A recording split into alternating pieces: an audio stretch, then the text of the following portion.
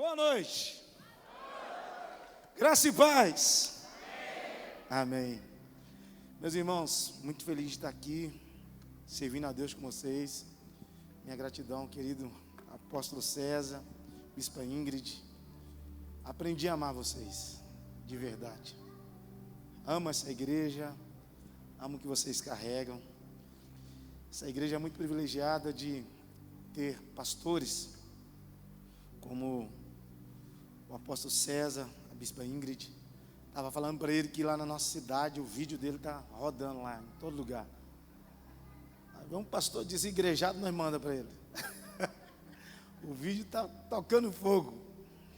Os irmãos que têm alergia de Bíblia, já logo tem raiva, né?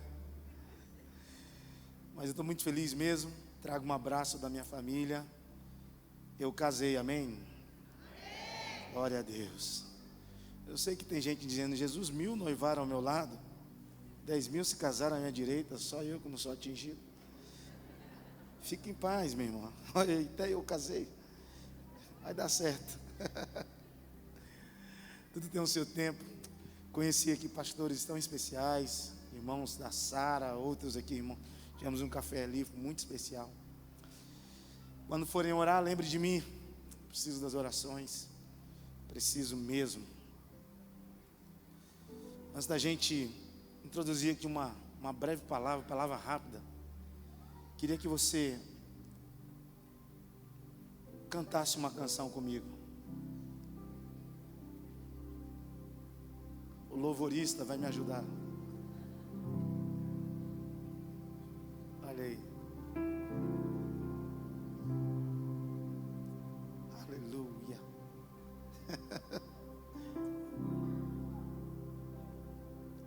Eu não o adoro pelo que ele faz. Eu adoro pelo que ele é. Haja o que houver.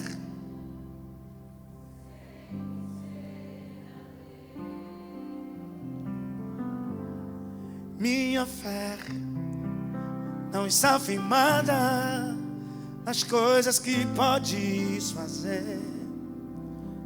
Aprendi a te adorar pelo que é. E aí, crente? Dele vem o sim, o amém. Somente dele, mais ninguém. A Deus.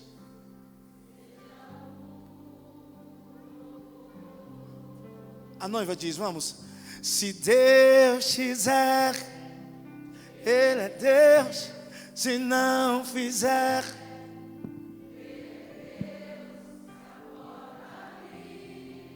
Ele é Deus. Continua sendo Deus. Se a doença vier, se curado for, se tudo der certo,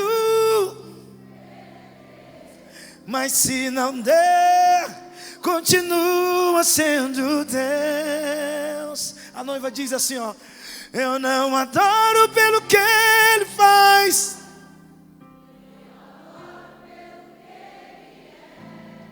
haja o que houver, sempre será Deus. Eu não adoro pelo que ele faz,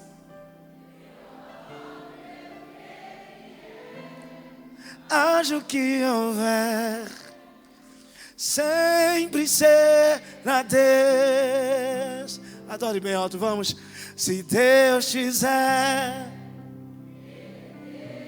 se não fizer, se a porta abrir,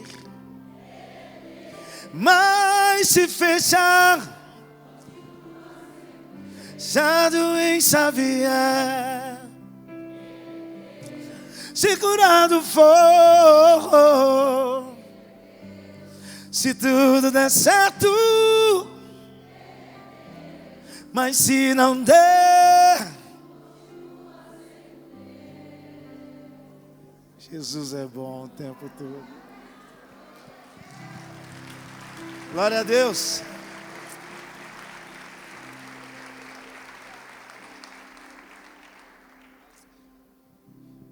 O texto que eu escolhi compartilhar com os irmãos está em Marcos, capítulo 5. Marcos, capítulo 5. Apenas o verso 1.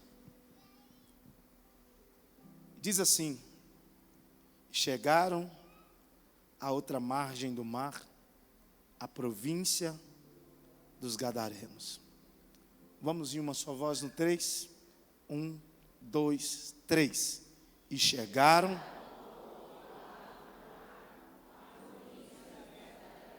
Olha para alguém que está do seu lado e diz: você vai chegar. Diga: queira o diabo ou não queira, você vai chegar.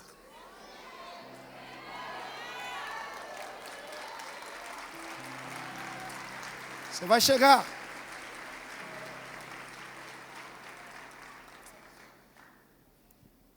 Essa mensagem faz parte do meu devocional e eu ministrei ela apenas uma vez, em um lugar bem pequeno. E eu queria compartilhar com vocês. Imagino, pela grandeza de conhecimento que vocês têm recebido dessa igreja, certamente vocês já ouviram essa palavra. Mas o Senhor, a cada um, dá uma forma de expor as suas verdades. Queria dizer para você que essa mensagem, esse texto que nós acabamos de ler, que compõe os livros sinóticos que nós entendemos que carregam a mesma semelhança, que repete, Marcos está narrando. Eu escolhi Marcos porque eu gosto da forma como ele coloca os textos, né? É uma forma muito realista, intimista. E nós sabemos que o capítulo 5 e verso 1 de Marcos é o resumo do capítulo 4, porque a partir da Septuaginta houve-se uma divisão. Por isso hoje nós temos essa clareza de alcançar, de entender. Quando você pega uma Bíblia hebraica, você vai perceber que ela não tem os capítulos, ela não tem esses números identificando. É por isso que é importante, todas as vezes que a gente for ler algum texto das Escrituras, a gente sempre, ao final, ler mais 2 versículos após o texto, ou se não, 2 versículos antes, para a gente compreender. Então, capítulo 5, verso 1, ele é o resumo do capítulo 4. E no capítulo 4, o texto nos deixa saber que Jesus havia passado um dia inteiro ensinando. Ele ensinou sobre a parábola do semeador. Jesus ensinou sobre a parábola da candeia. Jesus ensinou sobre a parábola da semente. Ele ensinou sobre o grão de mostarda. Os discípulos, percebendo que Jesus já estava ensinando o dia inteiro, Jesus passou um dia ensinando, estava exausto. Marcos vai narrar, a partir do verso 35 no verso 4. E naquele dia, sendo já tarde, disse-lhes: passemos para outra margem. E é interessante como Marcos coloca essa mensagem, ou essa palavra tão conhecida de todos nós. A primeira coisa que a gente precisa analisar é que, qual que é o conceito da palavra tarde para nós? Porque, possivelmente, o que é tarde para mim, não é tarde para você. Os nossos pais, aqueles que moravam em sítio, fazendas, eles dormiam 6:30, 7 da noite, e já estava tarde. Aí você vai conversar com essa geração hoje. 1:30 da manhã tem gente mandando mensagem. Sim ou não? Então, a gente precisa entender a narrativa de Marcos acerca desse contexto. Quando os discípulos colocam Jesus ao barco, Matthew Henry vai dizer que eles tinham uma outra geografia. Perceberam Jesus cansado, logo pensaram, vamos levar Jesus para um lugar de descanso. Mas quando Jesus entrou no barco, Jesus disse, passemos para o outro lado. Ele estava dizendo aos discípulos, nas entrelinhas do texto, eu vou levar vocês a um lugar de propósito. Os discípulos queriam descanso, Jesus queria levá-los a um lugar de propósito. Os discípulos queriam descansar. Percebendo Jesus exausto, quando Jesus entra no barco, ele diz, passemos para o outro lado. Eu queria fazer uma pergunta antes da gente começar a aplicar essa semente aqui hoje. Por que Deus se utiliza de tempestades para nos levar ao lugar do nosso propósito?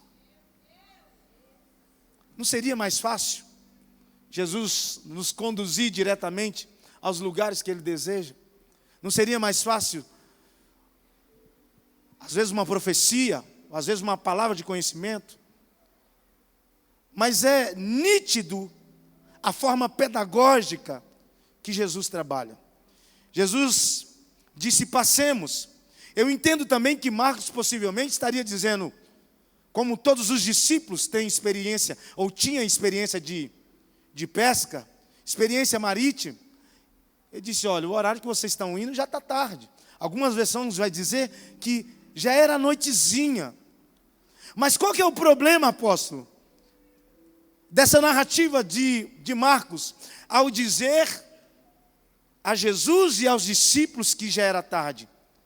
O problema é que muitos de nós que estamos aqui nessa noite, estamos pegando a narrativa de Marcos e trazendo para a nossa história. Alguns estão aqui hoje, em algum momento da sua história, você tem dito a Deus, como é que eu vou empreender se eu já passei da idade? Como que eu vou me relacionar com alguém se eu já estou de idade avançada? Como que eu vou construir uma família se agora já é tarde? Como que eu vou me formar, entrar na faculdade se eu alcancei uma idade considerável? Agora é tarde. Mas sabe o que eu aprendo com esse texto? Que a narrativa de Marcos, ao dizer que aquele momento que Jesus havia decidido ir para o outro lado com os discípulos, era tarde, a gente precisa entender uma coisa. Não adianta você se vitimizar, dizer eu sou pobre, é tarde demais para ficar rico. Eu nasci numa família de muita ruptura. É impossível chegar em algum lugar. Mas só que eu queria que você voltasse a sua atenção para esse texto e entendesse uma coisa. Se você sair daqui hoje entendendo essa coisa, valeu. Marcos está narrando dizendo, é tarde. A gente atribui essa palavra para a nossa história, esquecendo que quando Jesus está no barco, quando Ele está na nossa embarcação, para Ele, que não anda no Cronos, mas no Kairos, para Ele, que não é apenas o Senhor do tempo, do vento, das estações da história, para Ele, que é o Senhor das estrelas, do mar, dos peixes. Vim dizer para alguém aqui hoje, por que você está dizendo que é tarde? Por que você está dizendo que não vai dar tempo? Se Jesus está na embarcação, se Jesus entrou no seu barco, se Jesus está na embarcação da sua história, Eu vim com uma palavra de Deus aqui nessa noite. Tire a palavra tarde da sua história. Porque se Jesus está nela, para Ele não é tarde.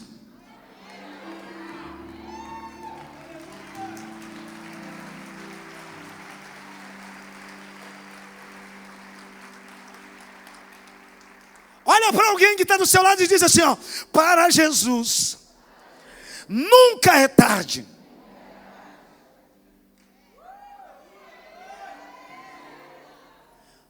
Não fiz em 2025, não deu tempo, mas Ele está dizendo nessa noite, não é tarde.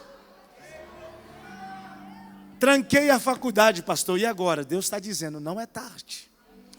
Pastor, eu quebrei 2, 3, 4 vezes e eu tenho medo de começar um negócio de novo. Jesus está dizendo nessa noite, pode começar de novo. Porque se eu estou na sua embarcação, eu não dependo de governo. Jesus não é prefeito, Ele não é vereador, Ele não é presidente da república, Ele é Senhor do universo. E Ele está dizendo para alguém aqui nessa noite, ei, para mim não é tarde.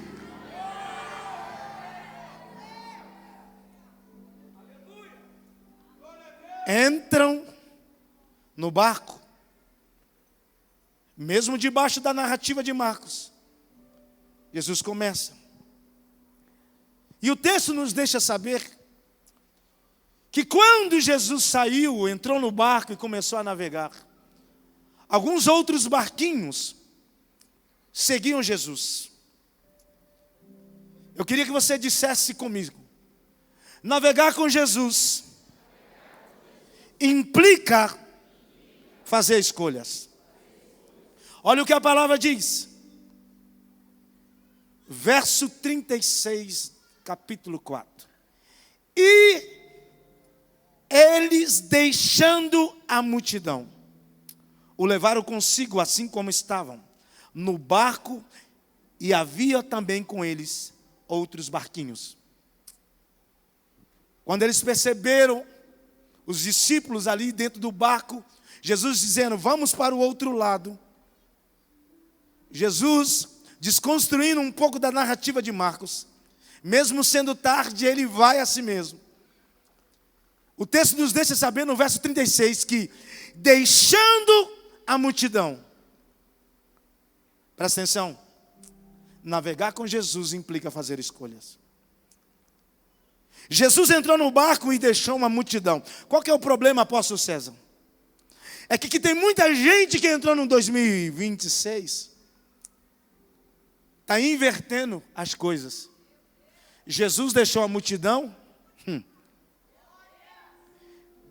Tem gente deixando Jesus na praia e levando a multidão. Aí Jesus está nos ensinando, ó. Deixando a multidão, entrou e foi. Porque nem todo lugar que Jesus quer me levar, o lugar do meu propósito, não cabe todo mundo.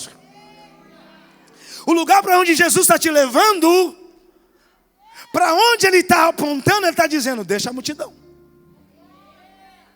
Nossa, Jesus, mas são meus amigos. Deixando a multidão. A gente inverte as coisas e a gente fica se perguntando, por que está dando errado? Eu não sei se você vai lembrar, eu vou sair um pouco do texto. Quando Deus disse para Abraão, Abraão, sai da tua terra, da tua parentela e vai para um lugar que eu te mostrarei. A Bíblia diz que ele levou um primo chamado Ló. E no meio do caminho, os pastores de Ló começaram a contender com os pastores de Abraão. Abraão, orientado por Deus, disse, ô Ló, escolhe um lugar. Ló escolheu o que, gente? As Campinas. O lugar verdinho, o mais bonito. Salvo engano, por causa desse negócio de Abraão de levar o primo, ele ficou em um lugar 25 anos, pagando um alto preço. Não, pastor, ele é meu amigo. Então vai, leva Jonas, põe no seu barco. Você vai ter que jogar coisa que presta, que tem valor. Porque tem gente que não deveria estar aí. A embarcação está ameaçando afundar. Não, mas é meu colega. Deixando a multidão, entrou no barco e começou a navegar. Não, mas pastor, sabe os negócios? É porque eu tenho um grupo com ele. Deixa eu te falar. Todo grupo tem um outro grupo e você não está nele.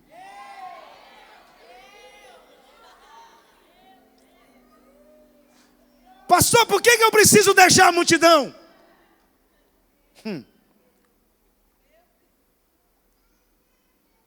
Porque Deus está vendo o que você não está vendo. Por que eu tenho que deixar a multidão? Porque Deus está ouvindo o que você não está ouvindo. Deixando a multidão, começou a navegar. No entanto, a Bíblia diz que alguns barquinhos também seguiam Jesus. No meio do caminho, você conhece o texto, uma grande tempestade assola o barco onde estão os discípulos. E aqui eu gostaria de abrir um parênteses, porque é o seguinte, eu vou conjecturar. A gente tem essa sanha de ficar comparando a nossa vida com a vida dos outros, já viu? Jesus está no meu barco, eles vão enfrentar uma tempestade agora, a tempestade é forte, é grande, e alguns barquinhos que seguiam, possivelmente não passou pela tempestade, e a gente corre o risco de começar a comparar a nossa história. Por que no meu barco Jesus está nele? E eu estou passando tempestade. Aí eu olho para o vizinho, e principalmente no mundo virtual, a gente fala assim, meu Deus, que grama verde. Aí você esquece que é sintética. Que cílios perfeitos, a mulher diz. Aí no outro dia, a mulher está lá tirando os cílios. E você invejando o plástico. Aí você olha, o cara, os bíceps, os pânceps, um negócio, né? Você fala, Deus, o que é isso? Calma, nem tudo é exercício. Algumas coisas são anabolizantes. A gente olha para os barquinhos e a gente diz, eu estou fazendo tudo certo, eu estou andando com Jesus no meu barco, e eu estou sendo solapado, eu estou correndo o risco de afundar. E os barquinhos estão tudo legal, sem vento, sem nada. Mas por que eles não estão enfrentando o vento? Eles não vão cumprir o propósito que você vai cumprir. Por que está ventando? Por que está doendo? Por que está desconfortável? Porque você está indo para o lugar do seu propósito.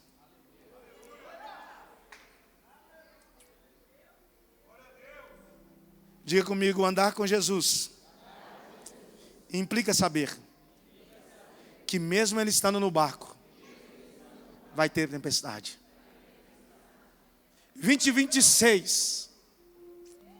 Eu amo essa igreja. Eu escuto as mensagens do apóstolo, da bispa. Ninguém fica aqui, vocês vão vencer em tudo. Não. O irmão perguntou, pastor, como é que vai ser janeiro? Vai ter cruz. E fevereiro, cruz. E março, cruz. E abril, cruz. E maio, cruz. Junho, cruz. Esse é o evangelho de Jesus. Ele está comigo no barco, mas eu não deixo de carregar a cruz. Eu não deixo de ser assolado pelo vento, pelas tempestades. Jesus está no barco e a tempestade está ameaçando os discípulos. O vento está batendo forte e eles começam a gritar. Eles começam a gritar.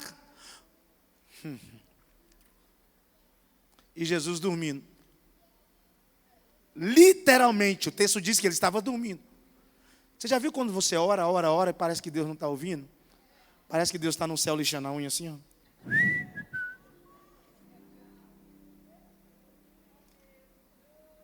Não é a ausência dele, ele está aí. Presta atenção. Andar com Jesus implica saber que mesmo eu estando com Ele, vai ter dias que a tempestade vai bater. Vai ter dias que o vento vai ser tão forte que eu vou pensar em desistir. Mas andar com Jesus também implica saber que quando eu grito, Ele se levanta. Os discípulos começaram a gritar: Mestre, não te importa que pereçamos? Jesus levanta, eu imagino Jesus acontecendo aí. Jesus levanta.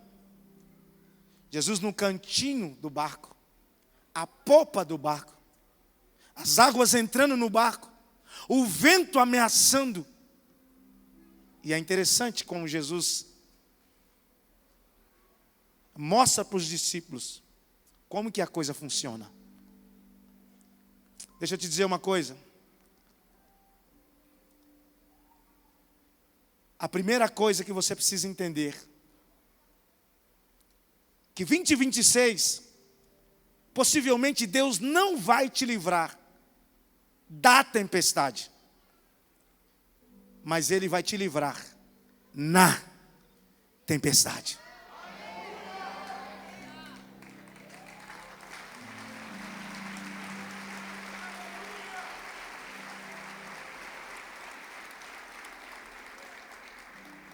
Pastor, estou sendo ameaçado pelo vento, pela tempestade. Deixa eu te dizer uma coisa, você que está aqui respirando, com as mãos aí toda hora levantando, dando glória a Deus. O que é importante saber que Jesus está no barco? O barco não virou. Você não morreu. E está aqui. Levantando a mão, glorificando, exaltando. Agora entenda uma coisa. As águas entrando por dentro do barco.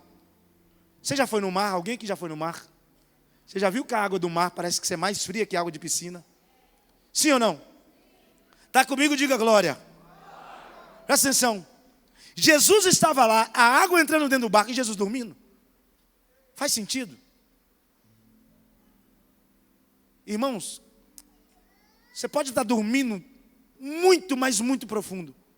Se tem uma corda que acorda a gente, é a água.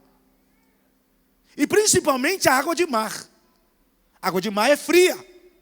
É muito mais gelada que uma água de piscina. Só que Jesus estava dormindo.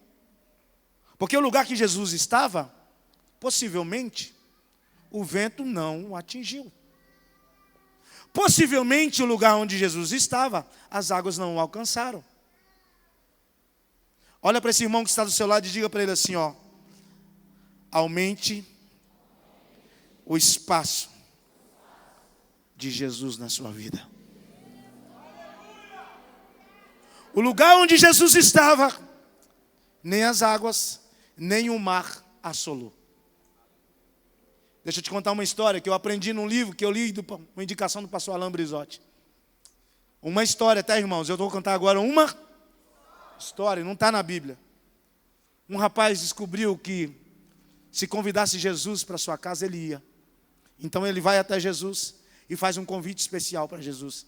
Não tem como você morar na minha casa? Jesus disse, eu vou? Então vem comigo. Jesus foi.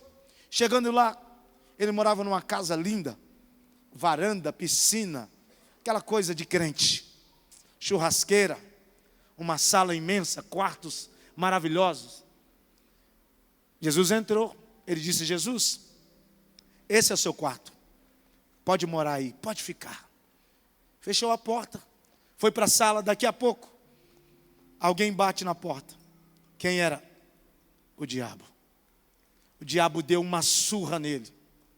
Ele apanhou que perdeu a cor. Aí ele volta todo mancando e bate na porta de Jesus e fala: Jesus, você não viu quem estava aí? Ele disse: não. Era o diabo. E quando eu abri a porta, ele me bateu, custando abrir os olhos. Aí Jesus perguntou para ele: onde foi? Ele disse: lá na sala. Onde você me colocou? No quarto. Ah, então tá certo. Agora você vai ficar na sala. Só que o diabo não é besta. Daqui a pouco, lá na cozinha, ele vai atender quem era. Apanhou de novo. Agora a surra foi dobrada. Aí ele volta mancando, custando andar. Ô Jesus, eu te trago para minha casa e você me permite apanhar. Aí Jesus pergunta: o que aconteceu? Foi o diabo de novo. Ele disse: aonde foi? Dessa vez foi lá na cozinha. Aí ele disse: onde você me colocou? Na sala. Ele disse: você não entendeu? Eu não quero ficar na popa do barco. Eu não quero ficar no cantinho da sua história. Eu não quero ficar no seu quartinho escuro. Eu quero estar com você. Jesus quer andar com você. Jesus quer ir com você no trabalho. Jesus quer estar com você no carro. Jesus quer estar com você na igreja. Jesus quer estar com você nas reuniões. Jesus quer estar com você no supermercado. Jesus não quer ficar no cantinho do barco. Ele quer estar com você. Porque o lugar onde Jesus está, as águas não chegam, os ventos não assolam.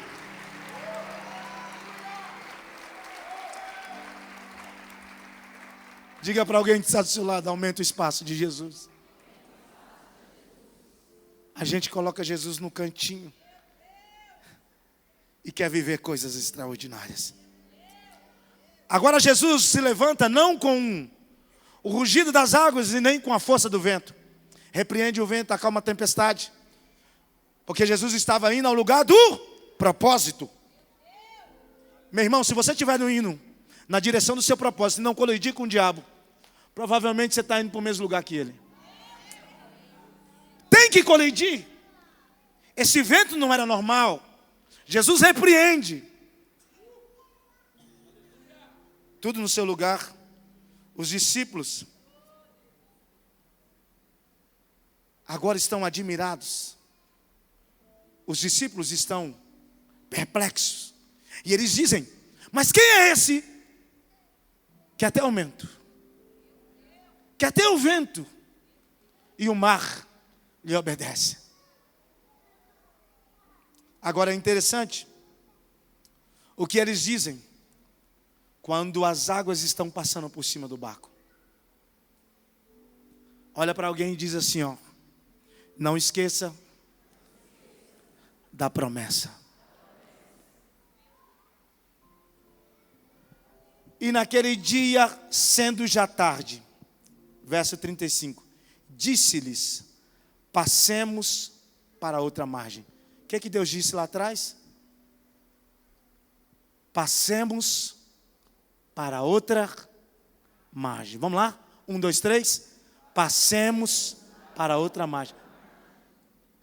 A primeira palavra que Deus disse aos discípulos quando entrou no barco é: passemos para outra margem. Mas quando a tempestade veio, quando o mar ameaçou afundar o barco, eles gritaram: não te importa que perecemos?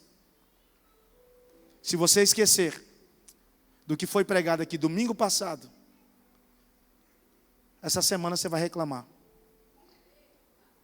Se você esquecer do que Deus disse para você em 2025, rapidamente você vai esquecer de coisas grandiosas, de promessas grandiosas que Ele te fez. Pastor, a tempestade econômica está tão grande que eu estou achando que vou afundar. Mas o que Ele disse para você lá no passado? Ele não disse que ia te prosperar? Ele não disse que estava com você? Ele não disse que mal algum ia chegar à sua tenda? Que 1000 cairão ao seu lado e 10.000 à sua direita? O que ele disse lá atrás? Ele não disse que você iria chegar no lugar do propósito? O escritor aos Hebreus vai dizer que Ele é o mesmo ontem, é o mesmo hoje, e Ele é o mesmo eternamente. Não se esqueça do que Ele te disse lá atrás. Ele não disse, passemos e morreremos, passemos e afoguemos. Não, Ele disse, passemos para o outro lado. Se Ele falou, irmão, pode mudar governo, pode mudar estações, pode acontecer o que for. A palavra dEle não volta vazia. Você vai chegar no lugar do seu propósito. Ele disse, passemos para o outro lado. Deixa eu te dizer uma coisa. Eu tinha 8 anos. Minha mãe fazia cultos assim, na sala. E muitas vezes quando eu voltava da escola, eu tinha que pular os irmãos para entrar no meu quarto. Gente orando, falando em línguas. E às vezes tinha profeta, vaza, minha mãe já falava, fica aí. E eu não entendia nada. Daqui a pouco o vaso vinha marchando, dando glória, falando em línguas estranhas. Com 7, 8 anos, Deus disse, vou te dar canções. Vou levar você às nações, para anunciar minha palavra cantada. Irmão, a gente vivia de doação das igrejas. Cansei de me mudar, pastor, porque não tínhamos condições de pagar o aluguel. Quando a gente olhava para o cenário, era impossível. Passaram-se 18 anos. Eu estava trabalhando no Bradesco, agora já numa outra condição. Havia me esquecido de tudo que Deus havia falado no passado. Vivendo os meus sonhos, vivendo os meus projetos. E um dia eu esqueci um documento do meu gerente. E ele falou, eu preciso do documento, era 11h20. Eu fui entrar no meu carro, um carro novinho. Tinha acabado de casar, gente. O carro não funcionava, apóstolo. Falei, gente, eu andei de ônibus a vida inteira. O primeiro ônibus que passou na avenida movimentada, eu entrei. E estou sentado no último lugar. Daqui a pouco entra uma mulher forte, passa pela catraca. E de novo, vem marchando. Vem marchando. Irmão, ela me deu um tapa no peito, que até hoje eu sinto. E ela disse, há 18 anos atrás, eu disse para sua mãe, que te levaria às nações, para anunciar a minha palavra cantada. Shekatarabacataraba.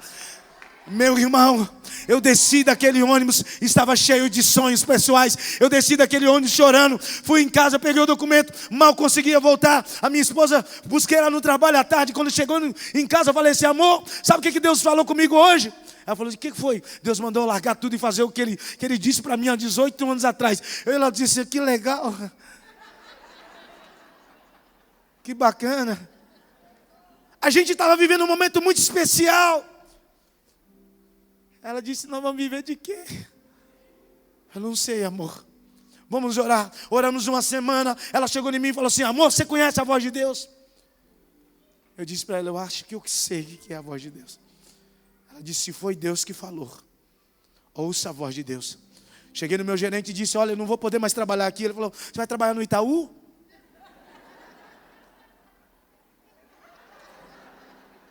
Eu falei, não, vou trabalhar com Jesus. Ele, quem? Jesus. Ele falou, você é doido, meu filho. Eu havia feito 2 cursos dentro do banco. Da Ambima, se tem algum bancário aqui vai saber. E eu havia passado nas 2 fases, eu ia assumir a gerência geral. Eu seria o gerente mais novo da minha cidade. E eu todo empolgado para viver essa estação. Mas só que lá, no capítulo 4, verso 35, ele disse assim, ó, vamos passar para o lugar do propósito. Vamos passar para o lugar do propósito. Deixei tudo que eu estava fazendo, apóstolo, e entrei nessa aventura de viver os sonhos de Deus. Meu Deus do céu, que loucura. E eu não conto isso, irmão, para vaidade, jamais. Eu finalizo agora. 2019, eu fui lá em Las Vegas buscar um tal de Grammy Latino. E eu nem sabia o que é isso, nem sabia como é que fazer para chegar lá. Pensa num homem matuto. Irmão, fui tirar o visto. O oficial consular falou comigo assim: você apresenta características migratórias? Não. Voltei no dia seguinte. Sou crente, sou brasileiro, não desisto nunca. Quando eu cheguei lá, ele falou: o que você está fazendo aqui? Eu falei: rapaz, você nem olhou meus documentos ontem. Fui o último a sair. Terminou de olhar, todo mundo tinha ido embora. Ele falou assim: é verdade, bem-vindo à América. Peguei, fui lá em Las Vegas. Quando eu cheguei lá, apóstolo, aí tinha muitos amigos que cantam horrores, que sabem muito de música. Mas o álbum escolhido foi o meu. E eu não sei nem como que isso aconteceu, não me pergunta. Mas quando eu me levantei, eu ouvi a voz da irmã, dentro do ônibus, há 18 anos atrás. Eu fiz uma promessa para você, que levaria você às nações, para anunciar a minha palavra cantada. Deixa eu te dizer uma coisa, o que eu estou vivendo aqui hoje, juntamente com vocês, é fruto de uma palavra que foi liberada no capítulo 4, verso 35. Não se esqueça do que Deus te disse em 2025. Se levante.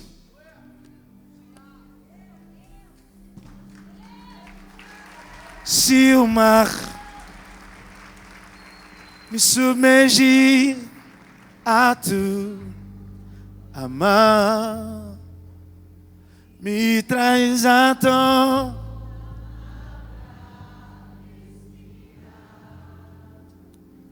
e me faz andar.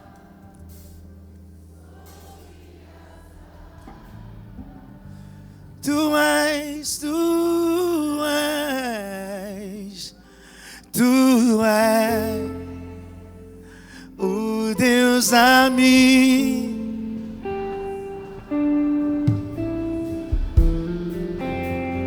És o meu dom.